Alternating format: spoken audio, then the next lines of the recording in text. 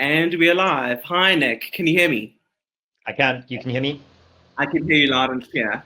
Good Brilliant. afternoon, everybody. Welcome to this Daily Maverick webinar. My name is Ray Mahlaka, and I'm a journalist at the Daily Maverick. So we all know that, times are quite tough. Some of you have been told by your employers that you'll take a pay cut, as many companies are fighting for their survival in a COVID-19 world. Is now maybe the time to start thinking about making extra money? And how can you make extra money in a sustainable way outside of your 9-to-5? By the way, that is called having a side hustle. We will be exploring this with Nic Haralambous. He wrote quite a fascinating book called How to Start a Side Hustle. The book is brilliant. It's an easy read. It's 54 pages. And details of the book are on this platform, on your sidebar, whether it's on the left or right, somewhere there. And there's an offer to purchase the book at a 20% discount. So please grab the book.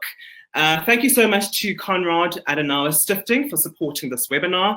And Nic, thanks for joining us.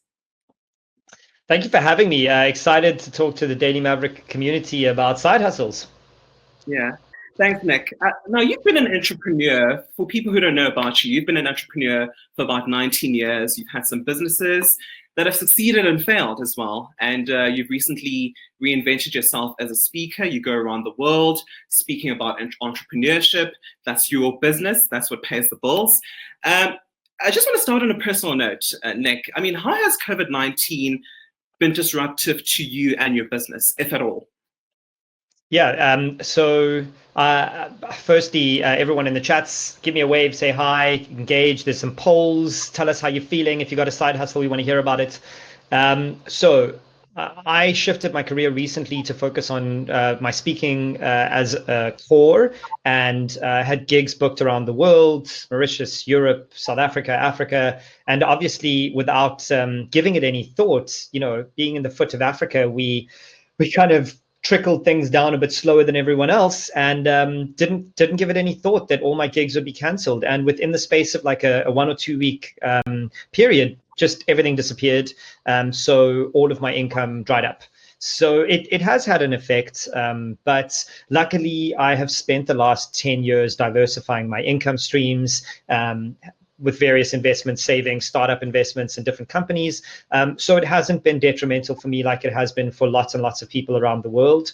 But I did have to kick into a new gear. And I've found there are two kinds of people in the lockdown: those who are dealing with stuff that they've never dealt before, and having to look internally and struggle with that, and those who have started to thrive and see opportunity. And I'm trying to lean towards the thrive and see opportunity side of things. Some days are harder than others, which I'm sure we'll talk about later. But overall, I've had to kick into a new gear and start embracing the technology that is available to us, like we're doing today. Yeah, it's unprecedented times, Nic. And Nic did allude, by the way, to say that we do have a poll. So the question is, do you have a side hustle? So please engage us, participate in the poll, send questions, please. We want this session to be as interactive as possible. But, Nic, for many people, COVID-19 means, and the lockdown that is, it means that they have a lot of free time. It means it's a moment of reflection, a moment of resting, nothing wrong with that. For others, it's an opportunity to achieve deferred goals, like starting a business. So I just wonder, do you think now is the opportune time to start a side hustle, given that people have so much free time on their hands right now? Yeah, I think interestingly, now is the time to start a side hustle for the next 5 or 10 years. If you were to have started a side hustle maybe 6 months ago, you probably would have started it in quote unquote an old way of thinking. You would have tried to do local things, drive physical cars, deliver physical stuff, sell things. But if you're thinking about that today, you're thinking about a sustainable global side hustle. So I personally think it's a good time to take the idea you've had in your head, and I've literally never met a human being who doesn't have $1 million idea, and to start seeing if it's real, to start seeing if you can globalize it from day one. South Africans historically are quite insular in our country, and we'd like to build businesses for South Africa. I would say that now is the time to start opening up and looking at the world, and how can your idea translate to a global audience and a global market, and start attracting customers globally. On top of that, it is quite important to start thinking about how you can earn a hard currency. South Africa's currency is down 23% this year, which is only second behind Brazil. So you should be trying to earn dollars, earn pounds, earn euros, and get customers who can afford to spend on what you have to sell. But all of that said, it's also okay if you're not hustling. It's also okay if you're taking this time to reflect on what you do want from life. Maybe you don't want a side hustle, but maybe you also realize you hate your job and you're trying to think of your next career move. That's perfectly acceptable. There is no correct way to deal with a global pandemic. There is only the way that you can cope, and that's perfectly fine. So I don't want people to be thinking, oh man, I'm not building a side hustle, I'm wasting my lockdown. You're not wasting your lockdown. This is something that the world has never seen before. So however you're reacting is perfectly appropriate if you're getting through the day. Yeah, sure, Nic. That's very therapeutic, because I feel like a lot of people are under pressure, acquire some skill during this lockdown, start a business, I don't know, go to school, fit all of those deferred goals in just a short period, and it can be a lot of pressure now. But early results from our poll suggest that about 61% of people say no, they don't have a side hustle. 38% say yes. So it'll be very interesting to hear those who do have a side hustle, what they're up to. But I want this conversation to be a how conversation, Nic. So before starting a side hustle, you implore people to reflect on what they want, their purpose for doing it, a side hustle, that is, having a hard look at their lives as to why they want to have a side hustle. And to do this, there's a Japanese word, and I hope I pronounced this very correctly. It's called ikigai. I'm not sure if that's correct, Nic. I'm not expert in Japanese, so yeah, let's go with ikigai. Yeah, so in that preparation phase about, defining the purpose of wanting to have a side hustle, what does ikigai involve, and can you talk us through that? Of course. So I opened the book in an unexpected way, talking about this Japanese word ikigai. There is a lot of talk right now in the world about finding your vocation and your meaning in life. The Japanese word ikigai is really just a reason for being. And it focuses on 4 key things and questions you should ask yourself. What are you good at? What can you get paid to do? What do you love to do? And what the world needs. Now, if you can have a cross-section of all 4 of those, you've reached your ikigai. That's not necessarily true of what you need to do to build a side hustle. I think that if you're looking for a side hustle, the important parts when you're thinking about your reason for being is, what do I need this side hustle for? The very first chapter after ikigai is me asking people to define success and failure. And I think that's an important thing to dovetail into ikigai is, why are you starting this business? Is it so that you can change your career and get out of what you're doing? And that's kind of a separate conversation, right? That is, I don't like my job. If you're trying to build a side hustle because you don't like your job, cool. That's your definition of success. I want to get out of my job. You could also be building a side hustle to pay for your kids' school. $5,000 a month, 20 a month, whatever it is, to pay off your car, just to earn a little bit of spending money. It's super important, though, that you do figure out what you can do, what the world needs, and who's going to pay you for that. And then just clearly define what you want out of this business. Is it $5,000 a month? When you get there, cool. Don't feel pressured to make it a 50,000 Rand business. Just be happy with your definition of success. Do that for a few months and then reassess if that's what you want. But it is important to not just dive into this thing and marry the idea. Just because you have a good idea doesn't mean it's good for a side hustle and doesn't mean it's good for your life goals. And I think that's quite an important one, is what are your life goals? Are you thinking about how this dovetails into everything else that you do, or do you just want to build a side hustle because everyone else is doing it and you don't want to waste the lockdown? Like, you got to do things for the right reasons, I think. Yeah. In fact, you write in your book, Nic, on page 47, I'm always shocked at how few people who start a business have thought about what they want out of it. You continue to write, are they looking for fame, wealth, societal improvement, and an improved lifestyle? Oftentimes they don't know the answer when I ask the question. So that suggests on its own that people are not doing that exercise, Nic. Absolutely. I mean, the thing that I've taken from this lockdown is doing a lot of self-work. And I often ask entrepreneurs that I mentor and try and invest in, can you give me one true metric for your business? One number that tells me if you're succeeding or failing. That translates really well into why you as a human wants to start a side hustle. What is your one true metric? Do you want more money? Do you want to be famous? Do you want a bigger house? What is the thing that you're going to gauge that your side hustle is succeeding or not? After many, many years of hard work, I've realized that my one true metric is time. I want more time to spend on the things that I choose, not the things that I'm forced to do. And slowly but surely, you kind of work towards freeing up your time and allowing yourself to do the things that you want. If your metric is to have a more expensive car, amazing. Just work towards that one true metric and then forget about everything else. If you don't do that, though, you're going to find that a lot of things start to blow up when you try to start a side hustle. And we can all think of this. I'm sure everyone who's listening has heard this, right? My partner doesn't believe in my idea. My partner thinks I should spend more time with her mom or his dad or my kids. That's because you haven't identified your one true metric. If that is spend more time with my kids, then your side hustle should be 1 hour a week over a 12-month period, slowly building towards it while you don't neglect your one true metric. So it's up to you to figure out exactly what it is that you want out of this side hustle and your life, and then to dovetail the two. Yeah. Catherine Larkin asks a very personal question, Nic. What is your side hustle, if you have one? So that's a great question. I think every business I've ever started began as a side hustle and either very quickly within days or slowly within years turned into this big idea.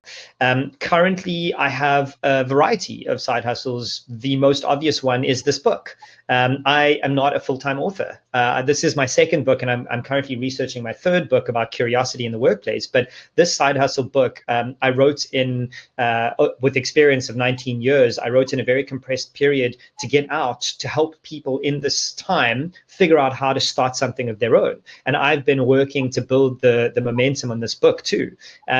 I do also have a variety of different investments that I advise, and that kind of helps as the side hustle type of thing.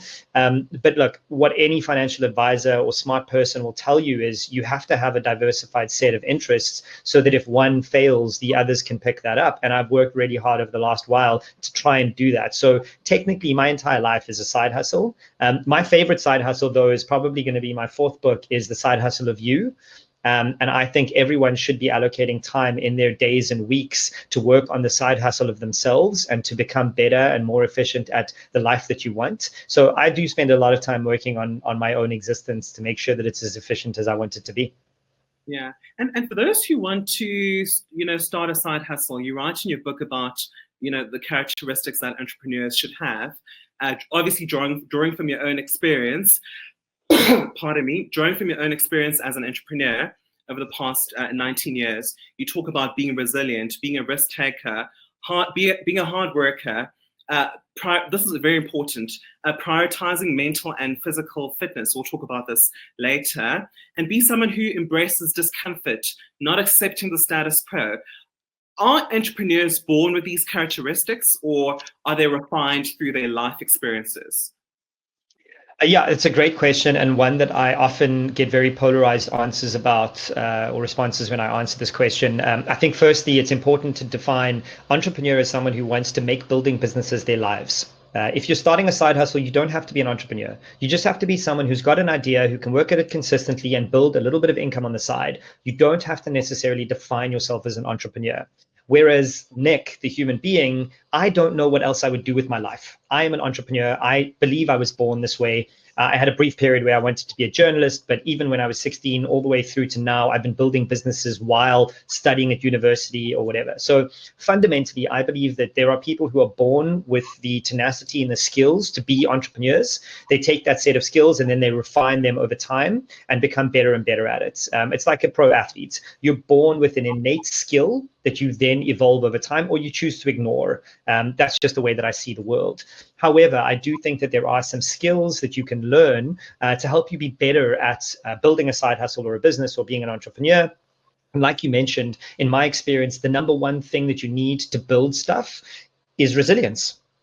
Every single business I've ever started, someone has said, no, that's a really bad idea. That's really dumb. That will never work. You have to be resilient. And mainly those no's and negatives come from the people closest to you.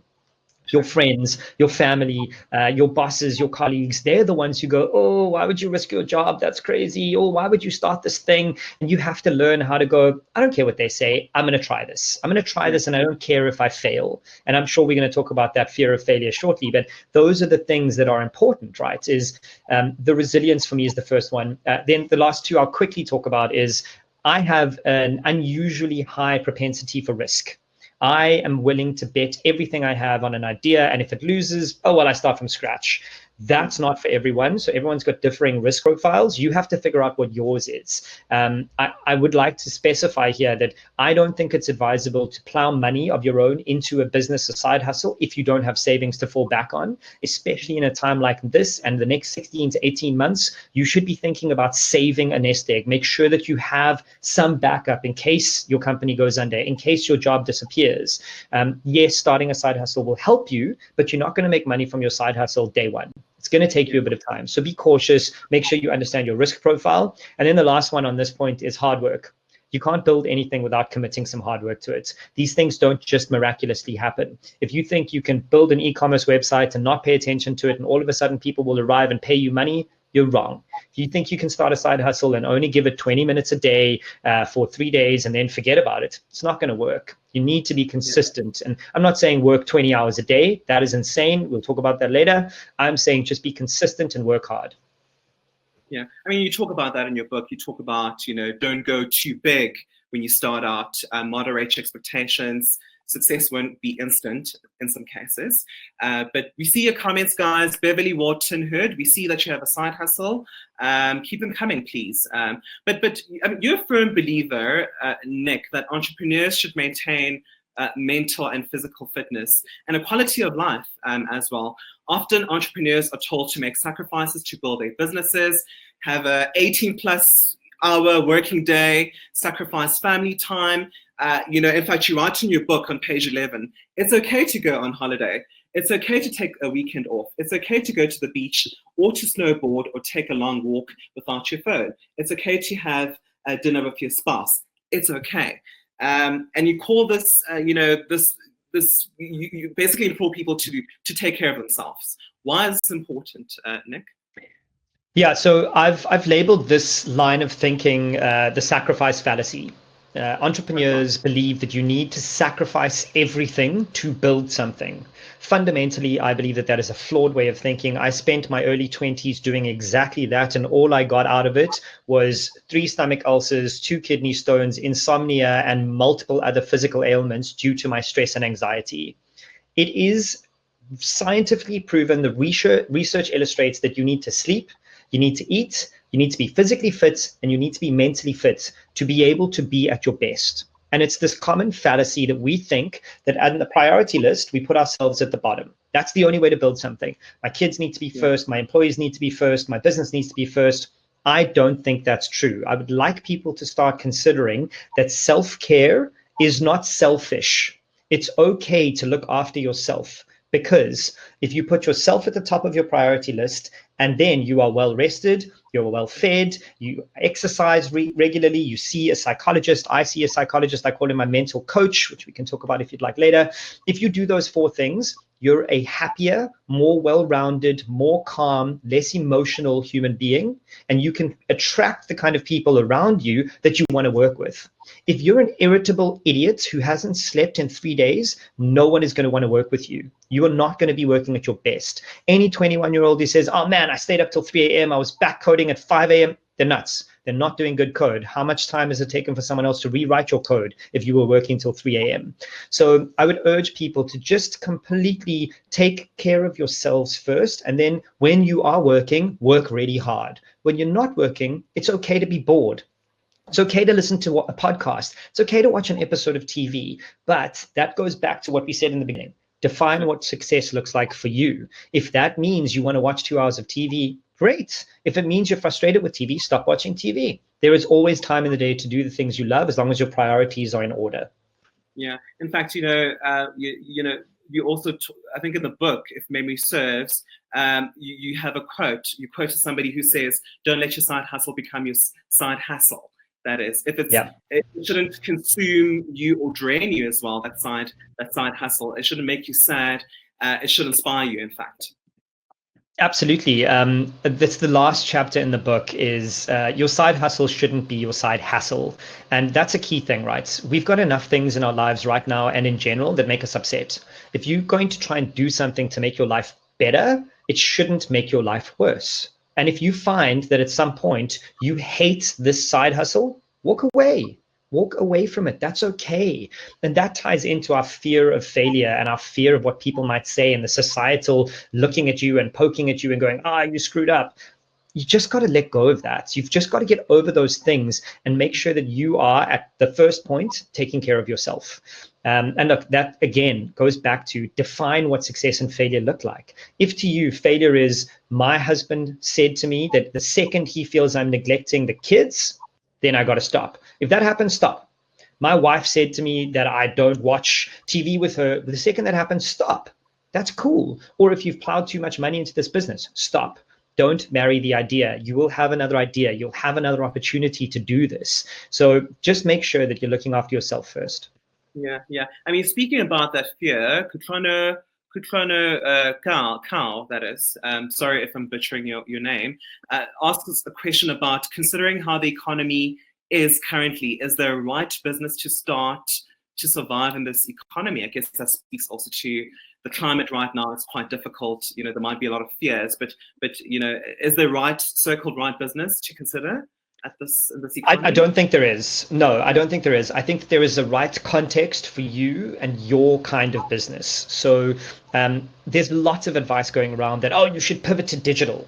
Okay, but if you don't know anything about digital, how do you tomorrow pivot to being a digital expert? You can't. You have to slowly get into it. You have to educate yourself with online courses. So what I like to suggest, and I have been suggesting to business owners, entrepreneurs, and individuals is really simply go old school. Sit down and write a pros and cons list. What are you good at and what are you really bad at? Ignore the things you're bad at, and the things you're good at, what can you turn into money? It doesn't have to be a business. The gig economy is massive. You can go onto something like Fiverr.com, Fiverr.com, and you can offer services for $5. If you can do hundreds of services for $5 a month, you're making $500 a month. The math isn't really that massive. You can teach English online. You can get paid $10 an hour. If you do that $10 an hour, 2 days a week for 20 days, 2 hours a day for 20 days in a month, you're making like $4 or $5 grand a month. There's something here for everyone. There is no right way to go because we're all different. So I'm not going to tell you that you should build an e-commerce business, because my immediate thought is, I've done that. Do you understand logistics, online marketing? Do you understand distribution and advertising? Do you understand branding and storytelling? That's a big thing to unpack. So there is no single route to go. It is contextual to what you are good at. But that does also require a lot of really careful appearance on yourself. Do you know what you're genuinely good at? And I don't mean, I'm sure we've all watched Idols at some point, that singer who comes on and goes, my mom thinks I can really sing. And then they really can't. I don't want to know what your mom thinks you're good at. I want you to be honest about what you're good at and see if you can turn that into some money. And then continue to go and see if it turns into something. Yeah. I mean, also another important point is, people tend to do so much when it comes to side hustles. They can have 3, 4 or more side hustles. Catherine Larkin asks, I'm trying to get 3 side hustles off the ground at the moment in different sectors at the moment. It is taking far longer than I thought it would. So you're right. Do you believe partnering with someone or collaboration is better than going for it alone? There's so many interesting points in that one. The first thing is, I think that in the time we're in right now, saying no is more important than saying yes. And what I mean by that is editing down your options. You can't boil the ocean. Trying to start 3 side hustles at once leaves 2 of them not being paid attention to when you're focusing on one. What that does is leaves you anxiety with the 2 that aren't being focused on because you aren't focusing on them. And then you don't work on the one you're focusing on because you're anxious about the other 2. So focus, pick one, set a timeline. Say you'll work on this for 5 weeks. If it doesn't earn 1 sale, you'll walk away from it. And then I'll work on the second one. So I would absolutely say you need to focus. That's the first thing. The second thing is going back again to defining success. If you partner with someone, you're cutting money with two people. That means you're splitting the revenue. So do you want to do that and have half the load? Cool, that's your call. Or do you want it just to be a side hustle that you work on when you've got some spare time? If you're building an actual business, personally, I prefer building businesses with co-founders. If you're wanting it to grow into this big mammoth, it's very, very difficult on your own to start a business. Sole founders historically struggle more than co-founders. Venture capital money historically goes into co-founders, not sole founders. So there is something to be said with having someone to halve the burden. But that's not really a side hustle kind of decision. If it's a side hustle, see how far you can go on your own, but focus. Focus is absolutely key. Saying no is more important than saying yes right now. Mm-hmm. And also, Nic, you sort of throw out the often used rule book when it comes to entrepreneurship. You implore, entrepreneurs to not write a business plan, not to build businesses that are based on their passion, and you also hate non-disclosure agreements. Why are you doing things so differently, and why are you advising people to do things so differently? So I think those three things, let's break them out. So we'll finish with passion. We'll start with business plans. So business plans, what humans like to do is put roadblocks in our way to not do things. And then we use those roadblocks as excuses for why we didn't do them. And then what happens is someone else builds your idea and you go, oh, you see, my idea could have worked.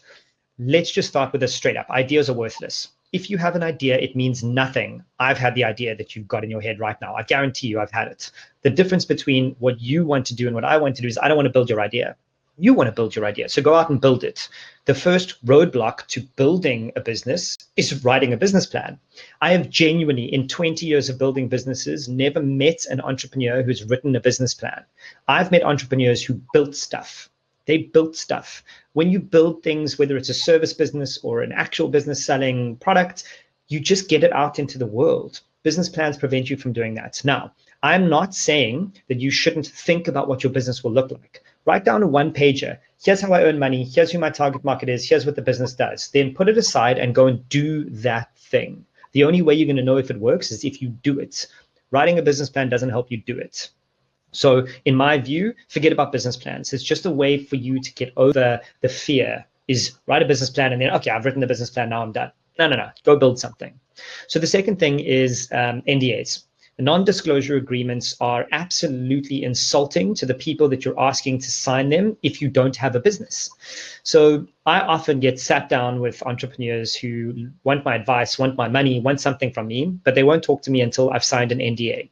Straight off the bat, I stand up and I'm like, I'm really sorry. If you would like to do that, I'm out. I'm the wrong guy for you. The reason is you want me to give my advice for free, but you want me to be bound by an agreement that I can't talk about your idea. So you don't trust me, but you trust me enough to ask me for my advice. NDAs are fundamentally insulting. Different if you've got some proprietary information and you're going into a partnership and there's a whole business behind, that's okay. But when you've just got an idea, forget about NDAs. What you need to actually do is talk about your idea as often as you can to as many people as you can so that it then forces you to go and build it. And I promise you now, the more people you talk to this about, the more you're going to realize, oh, there is a business here. Or, hold on, that guy just told me about someone who's doing this. Let me go and research my competitors. If you keep your idea close to your chest, it's never going to flourish. You're just going to protect it like Gollum in The Lord of the Rings and The Hobbit. He just wants to protect his precious. That's not how you build things. You build them by getting them out into the world. I promise you now, no one is trying to steal your idea. And if they are, it means it's a good idea. Yeah. And then I think the last one is passion, right?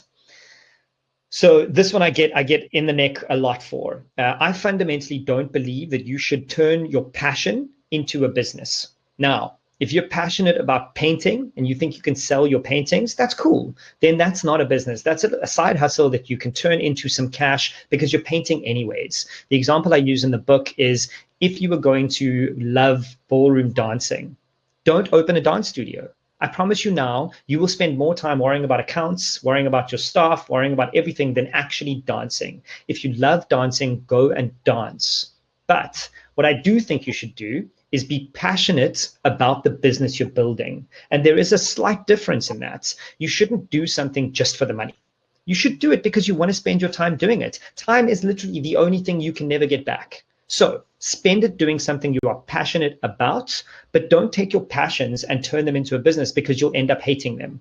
That's how I see the world. Yeah, interesting. So Mike Daly says, my side hustle became my main business 10 years ago. I'm so glad that I made the change. So is that a possibility for a side hustle to become a main business? Absolutely. Mike, very well done on putting your URL there. Very smart move. I absolutely think so. But again, it's important that you're constantly reassessing how you've defined success. So if your goal was to hit 5,000 Rand a month and you hit it, then maybe reassess and hit 10,000 Rand a month, and then 20 and 30 and 40 and 50 and upwards. And then amazing. Slowly you've built a real business. And that's great. We live in a time that frustrates me so much because it's about immediacy. We all think that we can be billionaires. I'm going to tell you now straight up, and I include myself in this. You're never going to be a dollar billionaire. It's never going to happen. I'm not going to be a dollar billionaire. It's never going to happen. I'm not Mark Zuckerberg. So what you should be doing is slowly building a business. What we need is people who are building sustainable income that isn't dependent on the government or massive private sector businesses. We need to start building our own incomes out, and there's no rush. So, Mike, I'm glad that it took you 10 years to slowly build a business that now is absolutely yours, 100% that you run and you own and you can do with what you want. That is the very positive outcome of starting a side hustle. But there's no rush to do that. It's okay if it takes you 2 years to find your market. If it's a side hustle, you haven't given up your main job or your main income to do so. So great, who cares if it takes some time? Be patient with yourself. There is no need to put that anxious pressure on your side hustle. Yeah. Shannon asks, how do you do market research without giving your idea away? I mean, in the book, you talk about it's important to offer a product or service that the audience wants and validating that people want it. So I guess that speaks to market research. You know, how do you conduct market research without giving your idea away? I don't think your idea is important enough to protect. That's the very brutal, honest truth. I think the more you talk about it, the more customers you'll find, the more feedback you'll get, the more interest you'll receive. It's your idea. No one is going to steal your idea with your enthusiasm or passion. But if you're insistent on protecting your idea, then my suggestion is build out an MVP, a minimum viable product. That is the lowest, cheapest version of your feature set that you think someone will buy from you. And then see if people desire it. That's then the MDP, the minimum desirable product. Once you've put this feature set together, whatever it may be, a website that you think people will use one day, put the basic version of it on there, and then put it out in the world and talk to people about it. Direct them to it and see if they like that version of it. And then once you've got a desired product, you can start iterating on that and building. If you don't know too much about this MVP idea, you can go and read a book called The Lean Startup by Eric Ries. He was the one who pioneered this idea of a minimum viable product. And he breaks out really clearly how to do that and build that. I talk about it in a very light way in my book. So you can start with buying my book and learning about MVP versus MVP. But again, I'm going to go back to your idea, protecting it. It's just a roadblock you're putting in front of yourself so that you don't build this idea. Forget about protecting your IP. Your IP is not special. Even Steve Jobs is quoted as saying, there is nothing special about an idea. Execution is worth $1 million. Ideas are worthless. Yeah, yeah. And also, Mojalefa Motlame says most corporates fire people for what they call moonlighting, which discourages people from starting a side hustle. How can one make sure that there is no conflict between you and your job and your side hustle? Is it unethical not to disclose to your employer that you have a side hustle? It's a really good question. And I think it is unfortunately very dependent to the employer and the contract that you've signed. So I used to work at Vodacom and very brief stint, 12, 18 months. In that period, in my spare time, evenings and nights on my personal laptop, I built one of my startups that raised a few million Rand, and they could do nothing about it because I did it on the weekends and at nights on my own hardware. That's what my specific agreement said with them. So it is very dependent. I would be loath to think of an employer who would, at this point in time, fire you for trying to build out extra income when most of them are asking you to cut your salaries. So right now might be a great time to renegotiate your contract, see if you can sneak in an extra clause and get them to update your contract that allows you to do this on the side or the weekends or at nights, and go with it on that front. But it is super important that you look at your employment contracts, because side hustles, unless you don't want it to unless you wanted to replace your main job, they shouldn't actually impinge on your salary. Because right now, in the world that we live in, salaries are hard to come by and hard to keep. So you don't want to put that at risk. Just be open and upfront. If your company says absolutely not, your contract says no, then you've got to rethink it. If your boss is open to it, then great, maybe they can help you. The best example that had a terrible outcome was the guy who invented the please call me at Vodacom. He went to his boss, he got the deal, he spoke to them, and they ended up not honoring that deal. But there's lots of ways to do it. I generally do practice very open honesty and radical candor, so I would implore you to have an open conversation with the people that employ you. Yeah, I mean, that Vodacom example it hits home, I must say. Yeah, brutal, man. Yeah, so Ron Yester asks, how do you get more organized to be good at hustling, I guess, and life? Do you want to have a stab at that? Yeah, I actually have a fairly decent answer for that. I think that if you're feeling disorganized, it's because your priorities aren't lined up. I don't think you need to be better at to-do lists. I think you need to be better at prioritizing what you are doing. And again, that goes back to me saying earlier, you need to say no to more things. If you've said yes to too many things, you've got too many ideas, too many options, you're just going to completely battle with choice paralysis. So you need to line up the things that are the most important. And then there is a very famous, very short book called Eat That Frog. Once you know what the most important thing is, eat that frog first. Do the thing you need to do first. And then everything else doesn't matter as much. But it is absolutely not about time management. It's about priority management. And you've got to figure out for yourself where your priorities lie and what you want to do, and then set out and do that in the day. There's a lot of comments about fear, Nic, and I guess we just put up a poll right now asking you, how stressed are you at the moment? So we'll check back on that in a moment. Should a side hustle be profitable, Nic? I mean, some people think that, the rules of running a business or, a main business, such as having a healthy cash flow, it only applies there, for example. So, should a side hustle be profitable? Yeah, absolutely. I mean, I do go through this in my book a little bit, talking about exactly what your finances are. There's very basic ideas that you need to understand if you're building your own business that if you're employed, you probably don't have to think about very often. Your cost for creating this thing that you're creating, whether it's your time or an actual cost to buy a good that you're then going to on-sell, you need to be earning more than you're spending. That's really just the basics of anything that you're doing, even in life. And that applies to your personal lives. We need to start thinking about living smaller lives in terms of our expenses. We need to live within our means. The same thing applies to your side hustle or your business. Cash flow is one of the most basic ideas in running a business that I think most people fundamentally misunderstand. Cash flow in the really simplest terms is what money do you owe versus what money is coming in. And if the one is bigger than the other, you're in trouble.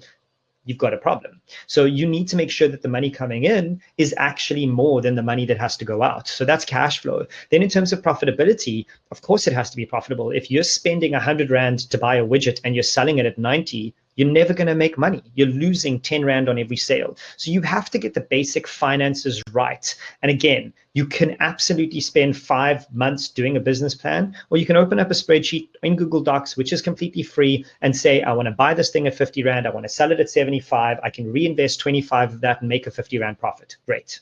That's how you should be looking at this. Simple math, but that math needs to convert after your first month of sales to see that you're making money. If you're not, you need to rethink everything, look at your pricing and redo it. Yeah.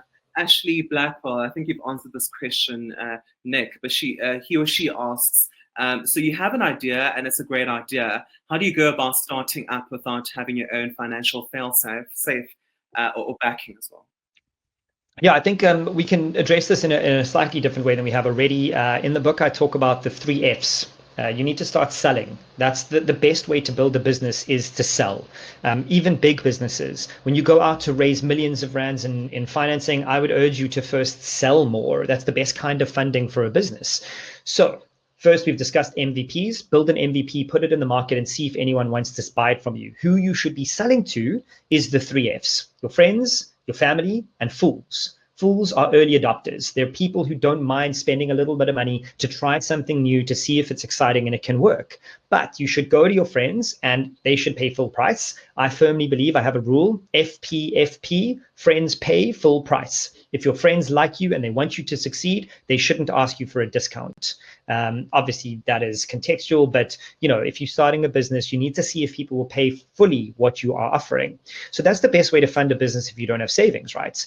The other thing that I like to tell a story about my previous company, Nic Haralambous, which we sold last year, is I started that business with 5,000 Rand. The reason was really simple.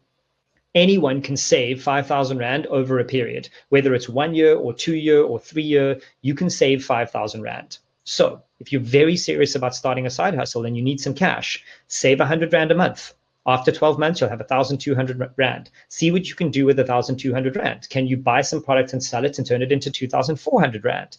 That is how we started Nic Haralambous. Started with 5,000 Rand, and after 6 weeks, we turned it into 30,000 Rand after selling every single sock that we had made. That's just one of the ways you can do it. Sales is super, super key, but you can save a small amount of capital to kickstart. Yeah. So, I mean, back to that poll, how stressed are you at the moment? 39% say they're very stressed, 37% they say sort of, and 24% say not really. So I guess that the consensus is that people are very stressed right now, at the moment. Marcel Slater, what's your opinion on virtual assistants in South Africa? Do you know what that is, Nic? Yeah, so I think it's an interesting way to go right now. I think you don't even need to look at it as a South African thing. Again, if you are a virtual assistant, you can be a virtual assistant for anyone in the world. And there are lots of people, lots of executives, lots of homemakers who need people to help them with online tasks like booking accommodation, booking flights, filling out forms, taking surveys, doing all sorts of things that they just don't want to do. So you can sit $20 an hour, $5 an hour, whatever you want to charge, $500 a month, and you can just take on this person's admin. And that's a great way to go. There are so many options like this that people just need to start thinking again about what skills do you have. If you're a really organized person, you're extremely efficient, maybe you should be a virtual assistant, and maybe that'll translate into a full-time job. I mean, I know people, colleagues of mine, who employ virtual assistants full-time in the region of 20 to 40,000 Rand a month. There is a real market out there for that. So absolutely, just Google virtual assistant and see if you qualify to sign up for them. It's a great thing for people who've lost their jobs to try and get into that. There's also lots of different ways, right? You can take surveys online. People will pay you to do that. You can edit people's copy. You can write freelance articles on topics that you're passionate and expert about. There's so much that you can do online to earn money once you have a clear idea of what skills you have and how to use them. Shannon asks, when calculating your costs involved in selling a product, should you take your time in, say, making the product as a cost, or should you view your time as free? So I think Shannon is speaking about what goes into pricing whatever you selling, basically.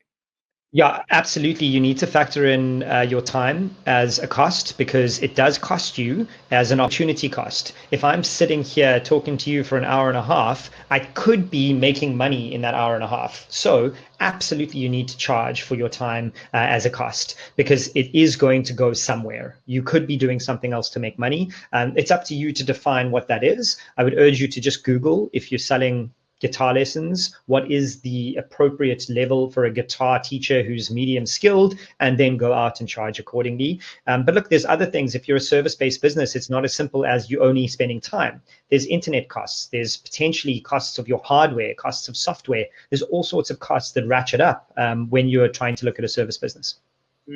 I think our SARS commissioner, Edward Kiesbetter, would like this question that Jürgen Kurtz asks. What are the tax implications once you start a side hustle?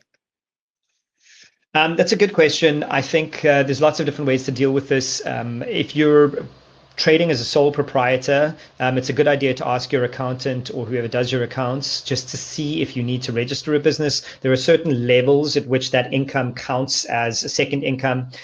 You're not technically getting a salary, you're spending your time earning money. So if you were to get two salaries, for example, I have a consulting business that all of my income comes through, and I pay myself a salary through that business. If I was to start a formal job at another business, I would get two salaries and be taxed twice. So that's an important thing to remember, is you have to structure all of this so that it makes sense for you as an individual in your position. How much money you're going to earn also defines what kind of business you want to have, a sole proprietor or a PTY limited. And then whether you need to register for that or not also depends on how much money you earn. I think that it's around 2 to 5 million Rand a year before you have to register for that. So if you're below that, you just have to spend and you invoice without that, and it comes into your bank account and you're okay, and you get taxed accordingly. SARS takes care of all of that, trust me. There was a question also about, Nic, where do you sell, once you're ready to sell your service or product, where do you sell or market your service or product as well? And you deal with it in the book as well. Can you just talk us through that? Absolutely.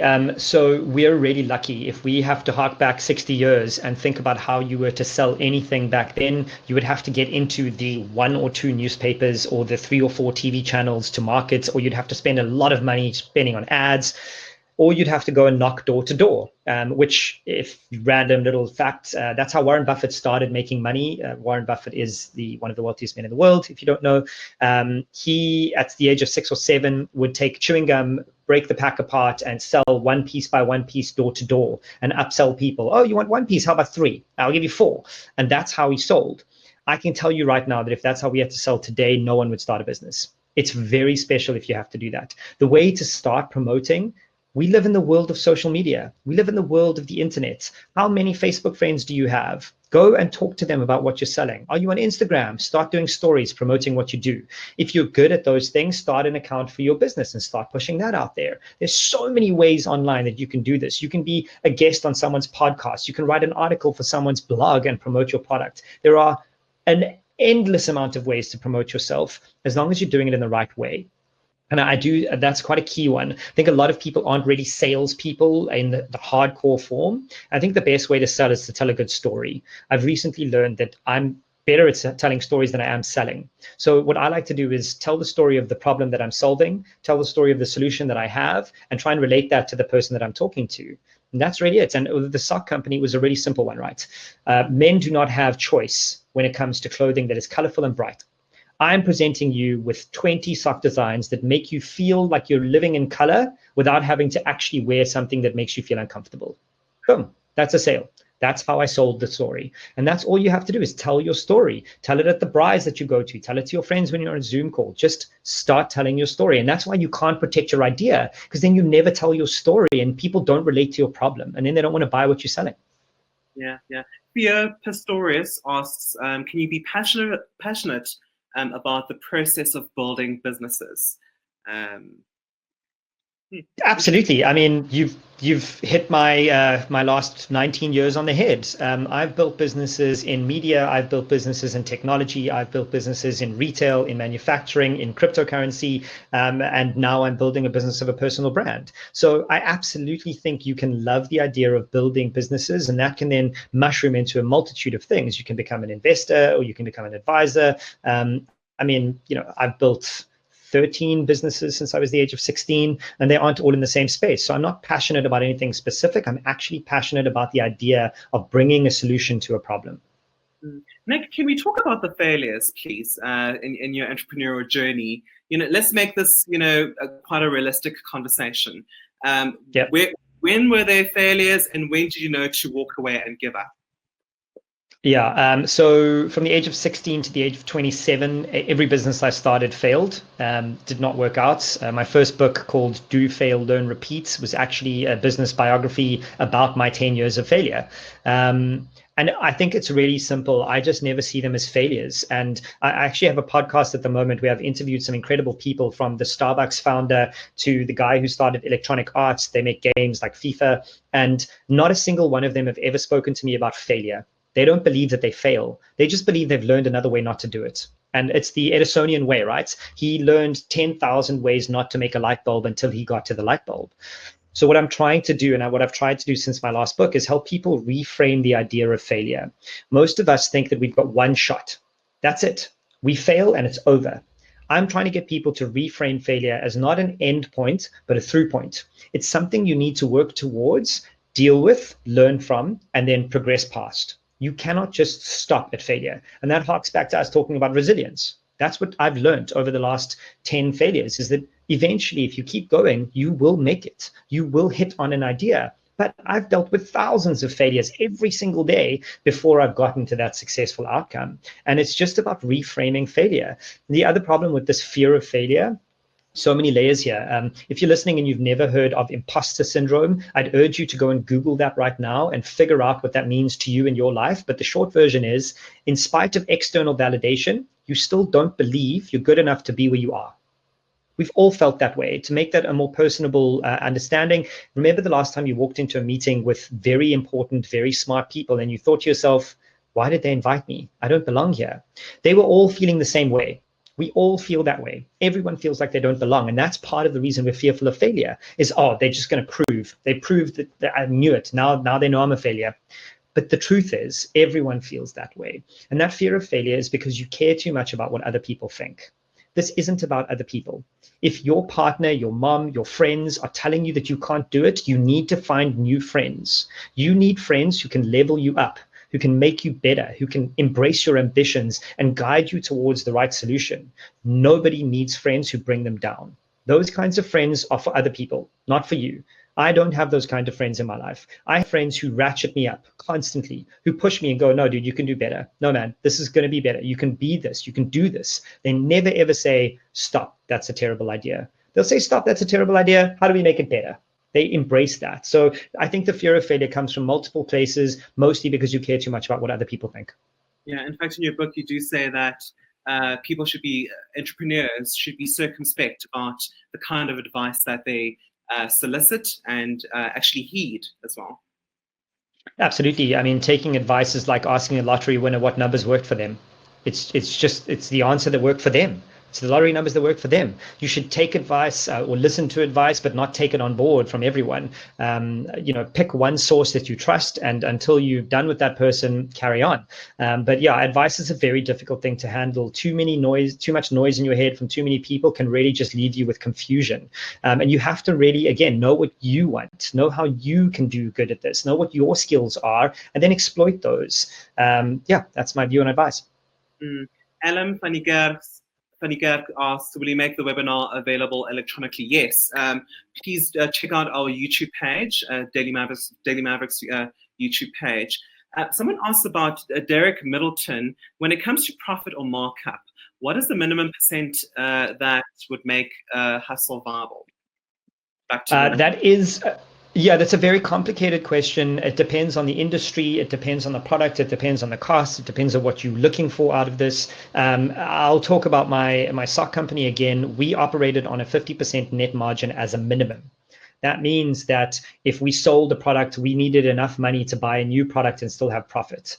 That was just our decision, because what I do know is in retail, margins are paper thin. If you're Amazon, they've been working on a 0.5 to 0.15% net margin for 20 years, and their investors are happy with that. But that's because they've got literally 1 billion customers. So it really does depend on what kind of business you're trying to build. But I would urge you to rather try and go for fat net margins that require lower sales numbers, and try and get that off the ground. And then if you need to, you can bring in a cheaper product and see if that one can sell to a different industry. It's much easier to lower your pricing than it is to raise your pricing. So always start higher and come down if you need to, and build that kind of fat into your net margins.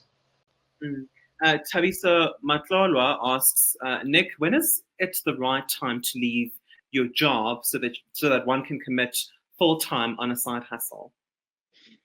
If you'd asked me this question 6 months ago, I probably would have been a bit more aggressive and gone in with a bit more risk. But right now, I would say that you need to have at least a 6-month cushion to cover your entire cost base of your household before you leave your job to start your side hustle or make your side hustle a full-time thing. A big mistake that a lot of entrepreneurs make when graduating from a side hustle into a full-time business is they forget to pay themselves. If you do not pay yourself a full salary, you do not have a viable business. Viable businesses require overheads, and an overhead is your salary. So when you're ready with 3 to 6 months savings and you know you can cover that, take the leap and make sure that you can quickly move in those 3 or 6 months to paying yourself what you were earning at your corporate job. If you can't do that, stick to the side hustle. Be patient until you can. There is no rush. There is no urgency. If you have a good job, stick with it until you're very capable of leaving and not sacrificing your cost of living. The other alternative there is lower your cost of living. This is something that we should all be considering right now. And I've been using this example a lot because it's one of my favorites. I do not have an expensive car. I've got a cheap, rubbish car that costs me nothing. And I'm very happy that it's sitting on the sidewalk, not being used for the last 35 days, because my self-worth is not attached to what I drive. If you've got an expensive car that you can't afford and it's sitting in your garage right now, how do you feel about that car now? You can't go out and pick up men with it. You can't go out and look cool at work. You can't use that car for anything other than your own ego. So you either need to earn more money or lower your cost of living to turn your side hustle into a full-time thing. I would urge us all to completely drop our cost of living and make sure you can save enough to build that side hustle and be happy without material things. So we've got about 5 minutes left for this webinar. So let's just power through some questions. Resoc Q asks, hoping to pick your brain, Nic, what 5 side hustles do you recommend during the period of uncertainty? That is a very tough question to answer. Say again? Not to steal your ideas.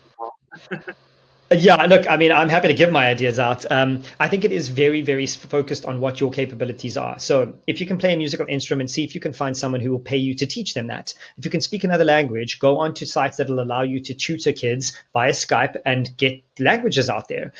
You just need to go back and do the hard work and figure out what you can actually do and find places that you can go and sell those products.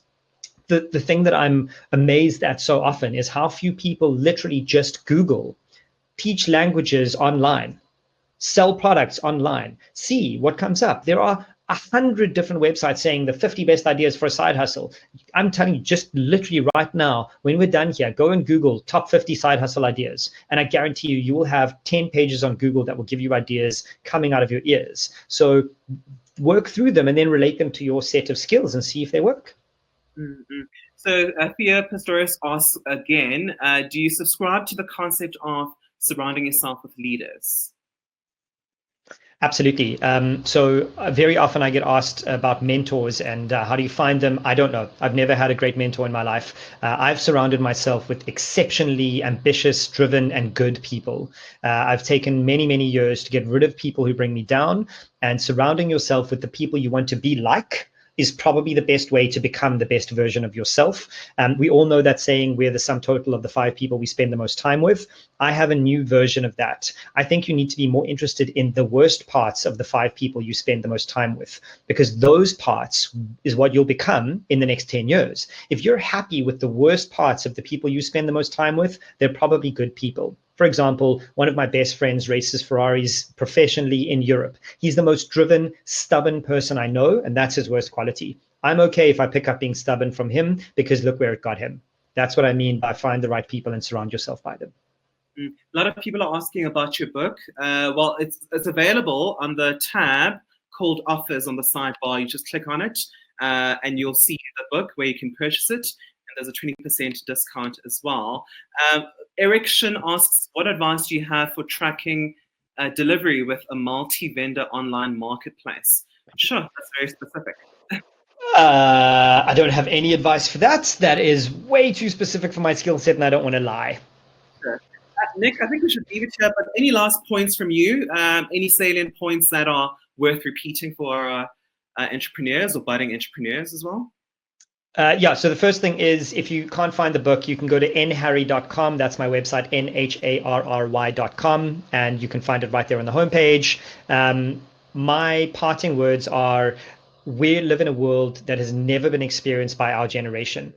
If you aren't assessing what makes you happy, what you want to do with the rest of your life, and who you spend your time with today, then you never will. If you aren't drinking your expensive alcohol today and eating your favorite foods today, then you never will. So go out and do the things that want to make your life the fullest it can be. You will never get a stranger time in the history of the world than today. So take that opportunity and do the things you want to do, because you will have no time like the present. Nic, thank you so much for your time. I hope you're speaking Thank you, guys. recover and you get back again, as we're all hoping. But thank you so much for your time. And to everybody who participated on this webinar, thank you so much. Nic, take care. Hey? Thank you, you too.